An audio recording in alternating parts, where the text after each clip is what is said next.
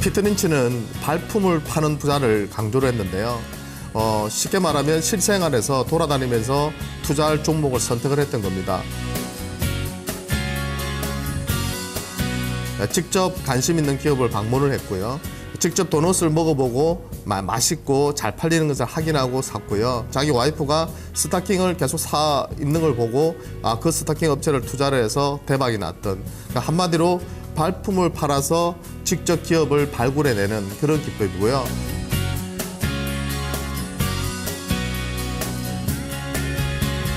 잘 나가는 기업에 투자를 해라는 겁니다. 예, 못 나가는 기업에 투자하는 것이 아니라 잘 나가는 기업에 투자를 해라, 이렇게 말을 했는데요. 또 한 가지 말씀드리고 싶은 것은 마인드가 정말 중요합니다.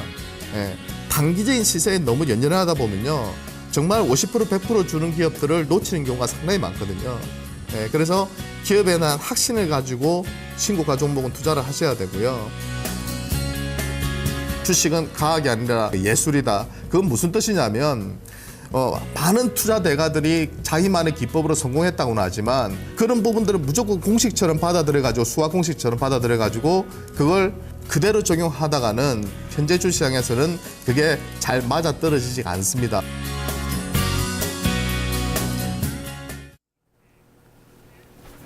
레전드에게 듣는다. 오늘 토마토 투자자문 유선치 운용력 편입니다. 운용력님 안녕하세요. 네, 안녕하세요. 반갑습니다. 네, 다들 자기가 좋아하는 산업이라고 할까요? 네. 우리나라 산업도 여러 가지가 있는데 좋아하고 또 잘 알고 네. 또 그런 게 맞아서 수익도 잘 나는 산업이 있잖아요. 혹시 특별히 그런 산업 있으세요? 저는 모바일 쪽, 스마트폰 쪽, 네, 이쪽이 그동안은 제가 운용함에 있어서 수익을 좀 많이 줬던 그런 업종 같습니다. 네. IT 쪽이시군요. 네네. 네, 오늘 어떤 이야기 해주실 건가요? 네, 오늘 또 앵커님께서 물어봐 주셨던 이야기를 받아서 제가 설명을 드리자면, 그동안은 제가 피터 린치나 많은 대가들의 그런 중요한 원칙들, 운용 원칙들이나 종목을 선정하는 방법들에 대해서 많이 설명을 드렸다면, 피터 린치라면, 네, 오렌 버핏이라면 지금 시점에서 그러면 어떤 쪽을 바라볼 것인가? 특히 성장주 쪽으로 바라보고 있는 피터 린치 입장에서는 분명히 성장하고 있는 트렌드에 대해서 상당히 집중했을 거라고 생각을 하고 있고요. 그래서 아마도 최근에 시장의 중심주였던 이제 모바일 쪽이라든지 중국 소비 성장 쪽이라든지 화장품이라든지 그리고 미용기기, 의료기기, 고령화 수혜주들 이런 쪽으로 상당히 많이 집중했을 걸로 보입니다. 그래서 오늘부터는 제가 물론 이제 기존에 강조드렸던 그런 원칙들도 되새김질 해드리겠지만, 피터 린치라면 어느 산업에 투자를 할 것인가에 대해서 좀 더 구체적으로 세부적으로 좀 살펴보는 시간을 가지려고 하는데요. 최근에 제가 아마 이 시간을 통해서 가장 많이 언급했던 산업이 여러 가지가 있겠지만, 사물 인터넷 쪽을 제가 맛배기로 몇 번씩은 설명을 드렸던 것 같아요. 그래서 최근에 제가 가장 많은 시간을 투자하고 있는 산업도 업종도 바로 이 사물 인터넷 쪽이고요. 제가 몇 년 전만 하더라도 모바일 쪽, 그리고 고령화 쪽, 중국 소비 쪽, 요 세 가지 테마를 중심으로 운용을 했고, 그 산업 안에서 대부분의 종목들을 다 발굴했다고 보시면 되겠는데요. 지금 거기에다가 제가 추가로 정말 열정적으로 지금 연구하고 책을 사보고 계속해서 지금 심려를 기울이는 쪽이 사물 인터넷 쪽이거든요. 그래서 여러분들과 같이 한번 고민해 보면서 공부를 해 나간다면, 피터 린치처럼 우리가 13년 동안 2700% 이상의 수익률을 충분히 낼 수 있다. 10유타, 5유타 이런 종목들 5배, 10배 가는 종목군들이 제 판단에서는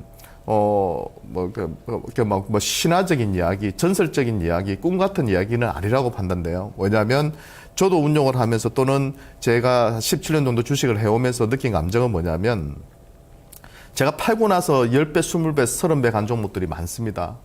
예, 수익 냈다고 20% 먹고 팔고, 10% 먹고 팔고, 30% 먹고 팔고, 예, 그랬던 기업들이 지금에 와서 10년 후에 보면, 5년 후에 보면, 3년 후에 보면 5배, 10배 간 종목들이 상당히 많거든요. 그러니까 실제 주식시장에서 그런 기업들이 있고요. 그런 기업들을 발굴함에도 불구하고 그렇다면 우리는 왜 피트린치처럼 저렇게 엄청난 수익을 내지 못했냐. 예. 수익을 내면 자꾸 돈을 뺏고요. 예. 그리고 5배, 10배 갈 종목을 한 배도 못 먹고, 그죠? 2배도 못 먹고 항상 5%, 10% 단기로 수익을 챙겨 나왔기 때문에 그런 것 같아요. 그 원인이 뭘까 생각해 봤는데요. 처음에 들어갔을 때 초심하고 다르게 수익이 나면 빨리 확정 짓고 싶어 하는 그런 심리가 상당히 강해요. 왜? 러시아가 어떻니, 우크라이나가 어떻니, 그리스가 어떠니, 미국이 어떠니, 금리 인상 하니 마니 여러 가지 변수들이 너무 주변에 많다 보니까 그런 뉴스의 홍수 속에서 자기만의 원칙을 계속 지켜나간다는 게 정말 어려운 거죠. 저도 마찬가지거든요. 저도 일임을 운영하다 보면요. 그런 그 부대낌, 심리적인 부대낌과 갈등이 상당히 많습니다.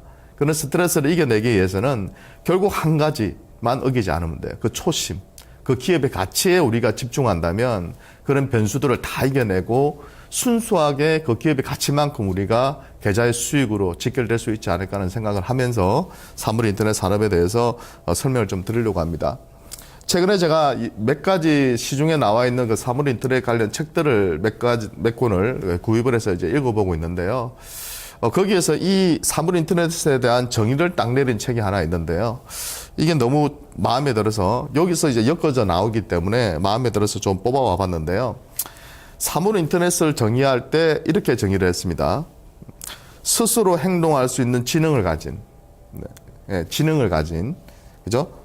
각각의 사물이 네트워크를 통해 사람 혹은 사물과 소통하고, 그죠? 그 결과로 얻은 정보를 바탕으로 새로운 가치 및 서비스를 제공하는 것. 요 안에 우리가 투자해야 될 모든 산업들이 지금 다 들어가 있어요. 네.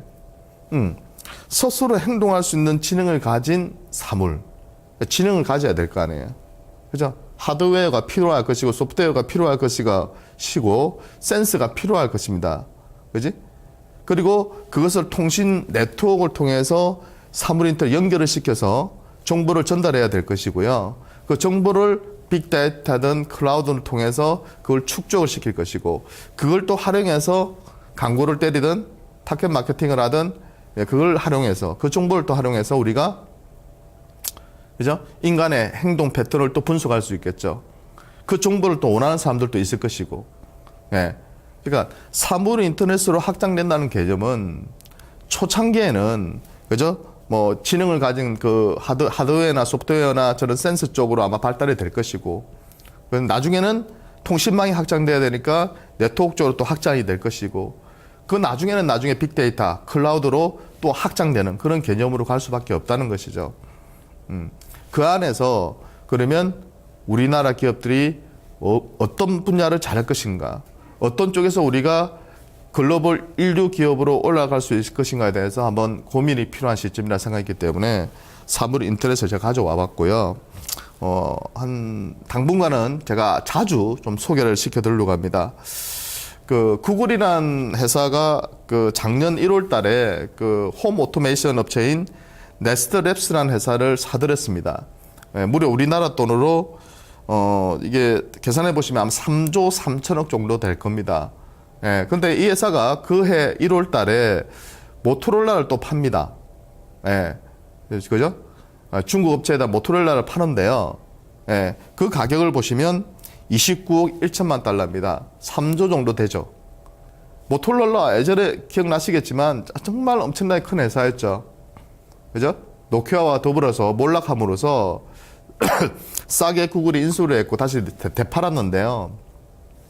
그 덩치 큰 공룡의 가치보다도 이 3년밖에 되지 않는 네스트랩스라는 회사에다가 더 많은 비용을 지불했죠. 이 회사가 뭐 하는 회사냐면 뭐 집안의 온도, 습도, 그리고 뭐 가스 냄새 이런 것들을 인지하는 그런 회사입니다. 그걸 또 밖에서 제어할 수 있는, 뭐 온도가 예를 들어서 뭐 30도다, 지금 20도다, 내가 지금 들어갈 건데 춥잖아요. 그러면 한 25도로 맞춰놓자. 그래서 밖에서 온도나 습도를 조절할 수 있고요. 또 밖에 있는데 가스가 새. 가스 경보기가 물론 울리겠지만 레스트랩스의 이 기기가 먼저 인지를 해가지고 집주인한테 알려주는 그런 회사인데요. 이 회사에 대해서 레스트랩스에 대해서 구글이 무려 3조 원이 넘는 투자를 했다는 것이죠. 그래서 왜 그것만 투자하는 것이 아니라 그걸 보고 투자한 건 아니고요. 바로 실내 환경의 정보 및 사용자의 행동 패턴을 그 정보를 수집할 수 있다. 그 정보를 수집함으로써 나중에 구글이 뭐 하는 회사입니까? 광고하는 회사죠. 광고가 매출의 대부분인 회사입니다. 그러니까 그걸 활용해서 타겟 마케팅을 하기 위해서 그 기업을 인수를 한 것이죠. 요새 그 드론이라는 것이 되게 회자가 많이 되고 있잖아요. 이제 앞으로 이제 택배도 얘가 GPS를 이용해서 고객이 주문을 하면 얘가 직접 자동으로 배달을 해 나가는 겁니다. 조그마한 이제 헬리콥터 같은 건데요. 팔더라고요. 저도 한번 사고 싶던데 형편만 되면. 그걸 가지고 바로 GPS 이성을 통해서 그 집 앞으로 바로 배달이 가는 그런 세상이 이제 다가오고 있다는 거죠. 사물 인터넷이 별로 우리 주변에 적용이 안 되는 것처럼 보이지만요. 되게 많아요. 요새 그 서울 시내 가시다 보면 버스 정류장 보시면 그거 다 사물 인터넷이잖아요.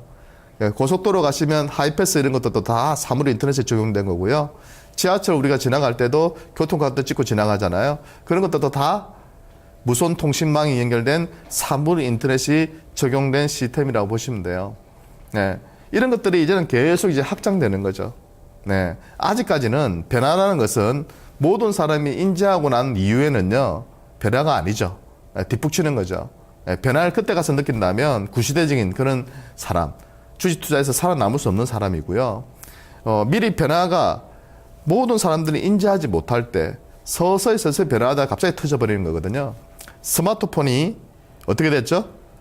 애플 아이폰이 나오면서 폭발해버렸죠. 그전에도 그와 비슷한 PDA 같은 상품들이 있었어요. 제품들이 있었어. 그런데 확장성이나 불편했죠. 그걸 갖다가 스티브 잡스가 획기적인 발상과 함께 스마트폰을 내놨고, 거기에서 모든 것이 해결되면서 시장이 폭발해버린 거죠. 인터넷이 휴대폰에 심어지는데 무려 20년이 걸린 겁니다. 1980년대에서 2000년도 중반대. 스티브 잡스 때부터 인터넷이 스마트폰에 들어갔으니까. 자, 근데 스마트폰에 인터넷이 연결된 이후로 TV로 연결되는데 몇 년 걸린 줄 아세요? 1년밖에 걸리지 않았습니다. 나중에 냉장고, 보일러, 그죠? 가장 돈이 될 만한 스마트 카까지도 확장되고, 그죠? 이제는 스마트 헬스케어, 그죠? 스마트 피트니스 등등등등 확장될 수 있는 개념이 엄청 많은데요. 근데 그게 이제 확장됐을 때 그 속도가 예전처럼 20년이 걸릴까요? 통신망의 확충, 속도만 뽑아낼 수 있다면 20년이 아니라 앞으로 3년, 5년 만에 사물 인터넷 시장은 폭발할 가능성이 상당히 높다고 보고 있습니다.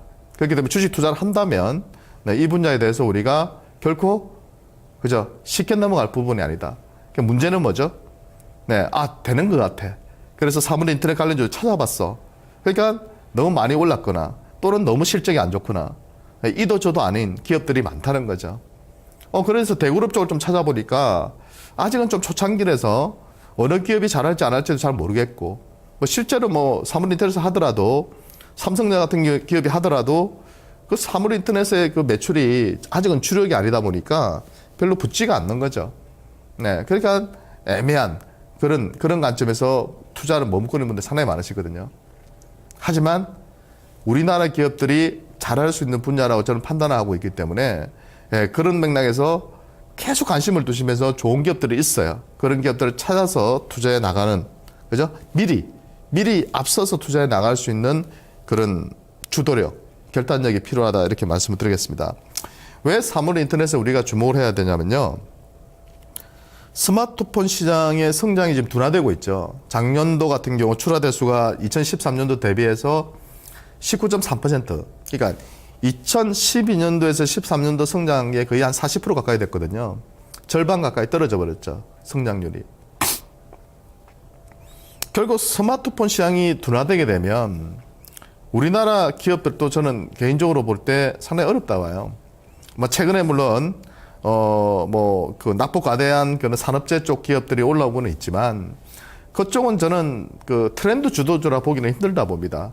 그러니까 트레이딩이죠. 트레이딩. 많이 빠졌기 때문에 한동안 올라오겠지만 그런 쪽은 장기 투자해서 수익을 낸다는 것은 극히 위험한 거죠. 그렇다면 정말 스마트폰에 이어서 또 새로운 주도주가 나타나야 되거든요. 네, 그동안 스마트폰 모바일이 이끌었다면 그 모바일은 계속 확장되는 개념이 있기 때문에 더 투자를 해야 되겠지만 근데 거기서 좀 더 확장된 개념이 바로 사물 인터넷 개념이고 그 사물 인터넷이 또 하나의 트렌드인 고령화나 헬스케어나 그죠? 중국 소비 성장하고 맞물려서 연결될 수 있는 그런 사업 아이템이 있다면 대박이겠죠. 그렇잖아요. 사물 인터넷을 활용해서 헬스케어를 하고 사물 인터넷을 활용해서 중국 소비 그죠? 소비를 이끌어낼 수 있는 아이템을 만들어낼 수 있는 기업들이 있다면 그지? 그죠? 네, 그런 기업들이 대박이 안 날래야 안 날 수가 없고 시장은 계속해서 그런 기업들 위주로만 주도적으로 움직이는 그런 상태로 가겠죠. 그런 기업들이 많지가 않기 때문에 어려운 부분이 있지만 미리 공부하고 연구하신 분들이 차지할 수밖에 없는 기업들이라고 판단해야 됩니다. 또 하나 단순히 단말 수준에서의 경제적인 차원이 아니라 사물 인터넷은 각 사물이 연결되면서 주고받는 다양한 정보 자체에도 무궁무진한 비즈니스 기회가 존재한다는 거죠. 예를 들어서 아까와 같이 그런 사람의 생활 패턴의 정보들을 수집을 해놔요. 그 센스들이.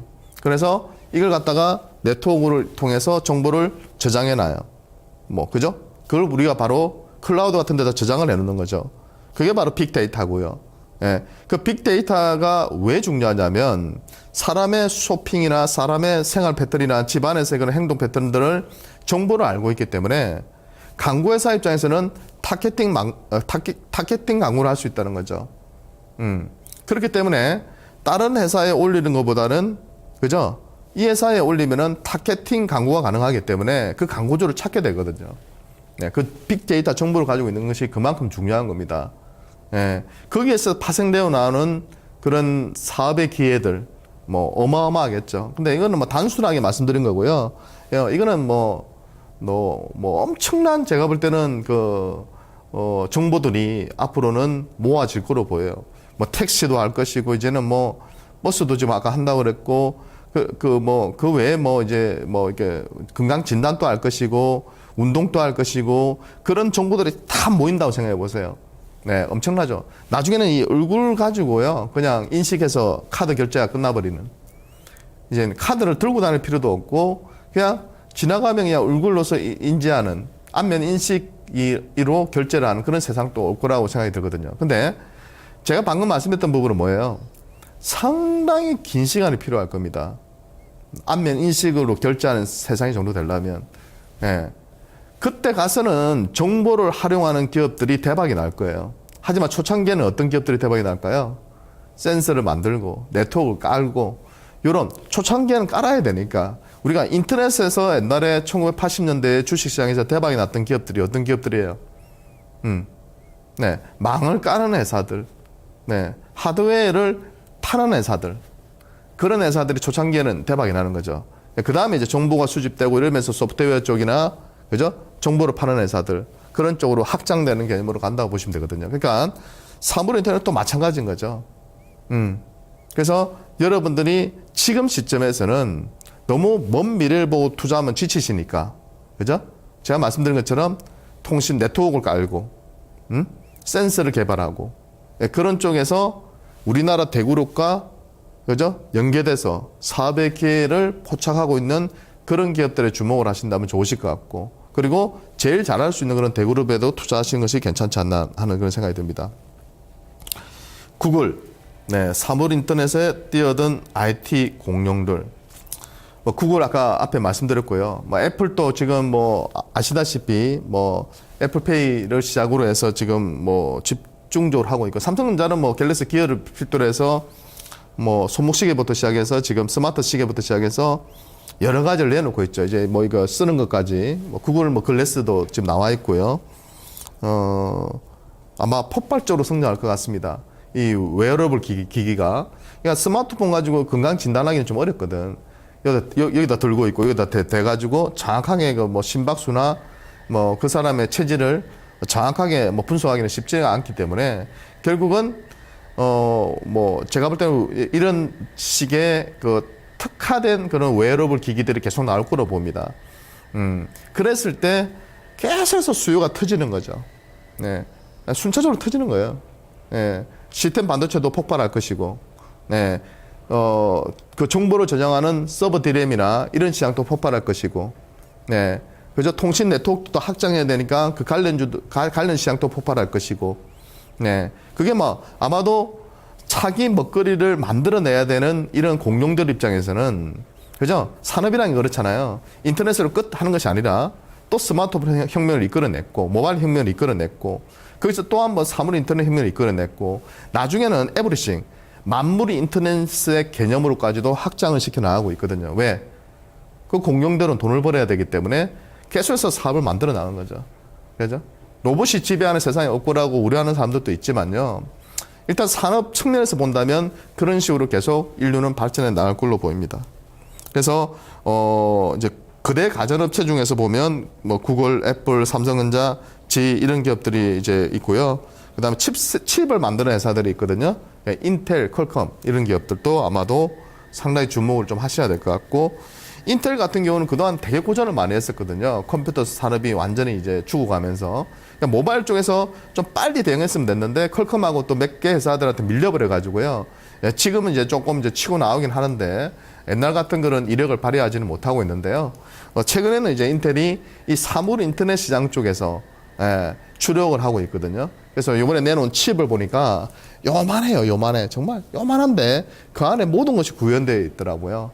네, 그래서 아마 사물 인터넷 시장이 커지면 인텔 같은 기업들도 다시 주목을 받을 걸로 보이고요.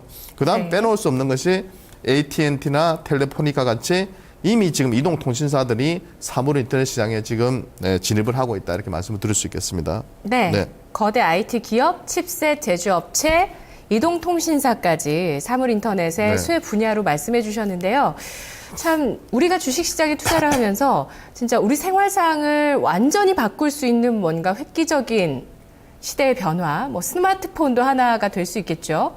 그것에 그런 트렌드에 투자했을 때 정말 엄청난 수익률을 거둘 수 있다는 것 알고 있는데요. 사물인터넷 같은 경우도 삼성에서는 이제 2020년까지 삼성의 모든 제품들을 IoT로 연결하겠다라고 얘기를 했습니다. 진짜 몇 년 안에 정말 엄청난 변화가 일어날 수 있겠다는 상상이 충분히 가능한데요. 근데 진짜 이 사물인터넷 시대가 우리에게 편리함만 줄 것인가? 또 그것이 다 연결됐을 때 우리가 좀 사회적으로 어떤 문제가 될 수 있는 부분은 없는가, 윤리적인 문제라든지 여러 가지 부분에 이런 생각도 좀 하게 되고요. 또 사물인터넷 시장에 뛰어든 기업들, 삼성뿐만 아니라 우리나라의 여러 기업들 좀 레벨업 될 수 있는 가능성이 충분히 있나, 이런 부분도 많이 궁금하거든요. 네. 그 뭐 앞에 윤리적인 부분이나 그런 부분들은 뭐 제가 이렇게 뭐 주식하는 사람 입장에서는 그 뭐 설명대 상당히 좀 까다로운 것 같아요. 그러니까 사람의 개입이, 인간의 개입이 줄어든다는 것이 물론 이제 편리하기는 해지잖아요. 그런데 그렇게 편리해짐으로써 그죠? 이제 나중에는 이제 궁극적으로는 이제 뭐 로봇이 모든 것을 대체한다거나 뭐 로봇이 뭐 지배하는 사회가 온다 뭐 이런 얘기도 하지만, 저는 그래도 사물 인터넷으로 확장됐을 때도 기본적인 최소한의 개입은 이루어지기 때문에 그 책, 제가 읽는 책에서도 그렇게 나와 있더라고요. 이루어지고 있기 때문에 그런 부분에 대한 우려보다는 이 사물 인터넷 시장이 확장됐을 때 우리가 가질 수 있는 건 편의성, 병원에 안 가도 되고 진단할 수 있고 예방할 수 있는 것들이 그죠? 실시간에 이루어질 수 있는 그런 세상이 온다면, 그러니까 그 손해 보는 부분보다는 실익을 따진다면 좀 더 편히, 그러니까 이익이 더 많은, 조금 더 이로운 부분이 더 많은 그런 저는 산업이라고 보고 있고요. 우리나라 기업들이 저는 판단해 봤을 때 잘할 수 있는 분야가 저는 사물 인터넷이라고 생각해요. 왜냐하면 최대 가전업체들을 가지고 있고, 좀 삼성전자라든지 LG전자라든지 이런 기업들을 가지고 있고, 물론 후발주자로 지금 나서고 있지만 삼성전자는 스마트폰이 성장이 둔화된 작년 이후부터 볼 때는 상당히 이쪽 시장에 대해서 집중을 하고 있거든요. 네. 여러 가지로 보면 사물 인터넷 관련 회사들 그 사장들을 만나러 다니고 협업을 하고 여러 가지 프로젝트를 추진하고 있고 그런 과정들을 봤을 때는 그 삼성전자라는 글로벌 그저 인류 기업이 나서면서 이 사물 인터넷 시장을 키울 걸로 판단되고 그렇게 간다면 뭐 LG전자가 따라가지 않을 수 없을 거라고 봅니다. 그랬을 때 어느 기업이 뭐 성공할지는 건 아무도 모르는 거죠. SK텔레콤 같은 통신사들도 지금 하고 있거든요. KT도 하고 있고요. LG U+도 하고 있습니다. 안 할 수가 없어요. 이것은 안 하게 되면 10년 후에 그 기업의 가치가 그 기업이 영속적으로 계속 존재할 수 있는지에 대한 의구심까지 들 정도로 모든 전자기기나 모든 사물들이 그런 방향으로 갈 수밖에 없어요. 거기에 엄청난 기회가 있고 그리고 스마트폰은 아시다시피 안드로이드와 iOS로 구분되어 있어요. 애플과 구글이 딱 잡고 있다는 거죠. 플랫폼 자체를. 거기서 삼성이 치고 들어갈 수가 없는 거죠. 타이젠이 뭐니 했지만 바다니 타이젠이 다 실패를 했고요. 그래도 가전을 잡고 있는 삼성 입장에서는 그죠? 그 타이젠을 적용할 수 있는 것이 바로 그쪽이거든요. TV 쪽을 장악할 수 있다면, 안방을 장악할 수 있다면, 냉장고를 장악할 수 있다면, 그죠? 세탁기를 장악할 수 있다면, 그러면 홈, 그죠? 스마트홈을 장악할 수 있는 것이고요. 네, 그렇게 되면 그 시장 규모는 뭐 어마어마해지는 거죠. 거기서 조금 더 확장해서 본다면 최근에는 현대차나 기아차나 그 기존의 그런 글로벌 자동차 기업들도 물론 스마트카에 집중하고 있지만 구글이 무인 자동차 만들어내고 있죠. 네, 애플이 지금 무인 자동차 만든다고 하고 있죠. 네, 삼성도 지금 그쪽에 투자를 하고 있고 LG도 투자하고 있거든요. 네, 기존의 자동차 업체가 아닌 업체들도 기업들도 지금은 다 스마트카 쪽으로 가는 거죠. 왜? 자동차는 다 한 대씩 있으니까. 그 안에 또 인터넷이 깔리는 거고요. 그 안에 또 콘텐츠가 들어가는 것이고요. 네, 그러면 또 네트워크가 더 확대돼야 되고요. 네, 이 시장의 규모는 상상 초월인데 어느 시점에서 이것이 폭발하느냐의 문제인 것이죠. 그런데 저도 사물 인터넷 쪽은 몇 년 전부터 계속 관심을 뒀습니다. 왜? 계속해서 저는 모바일과 함께 고령화와 함께 중국 소비와 함께 봐왔지만 그 당시에는 실제로 기업들이 완전 초창기였어요. 근데 최근에서 보면 웨어러블 기기부터 시작해서 이게 스마트폰에서 태블릿으로, 태블릿에서 지금 스마트 TV로, 거기에서 또 주변 가전기기로 넘어가는 속도들이 엄청나게 빨라지고 있기 때문에 이제는 수익으로 연결될 수 있는 그런 기회가 될 걸로 판단됩니다. 네. 제가 오늘 많이 준비 안 했는데도 다 못 봐드렸네요. 그럼 다음 주에 제가 나머지 봐드리고요. 마지막 이거 명언 한마디만 해드릴까요? 모바일 시대를 지나 사물 인터넷 시대가 다가오고 있다. 지금 대처하지 않으면 아무리 잘 나가는 IT 기업이라도 20년 후엔 생존하지 못할 수도 있다. 네, 이렇게 말씀드리면서 이번 시간 마무리하도록 하겠습니다. 감사합니다. 네, 레전드에게 듣는다였습니다. 어떻게 주식시장에서 지속 가능한 수익률을 낼 수 있는가? 이런 것에 대한 이야기를 계속하고 있는데요. 레전드, 앞서서 그것을 현실화시킨 레전드의 시각으로 시작을 바라보고 있습니다. 자, 지금 이 시간에 공교롭게도 또 우리 지금 현재 명목 기준 GDP가 13위 정도 하거든요. 이런 우리나라의 위상을 좀 더 끌어올릴 수 있는 시대의 어떤 기회가 있다. 뭐 통일과 사물인터넷 이런 얘기들도 계속 좀 전해드리는 것 같습니다.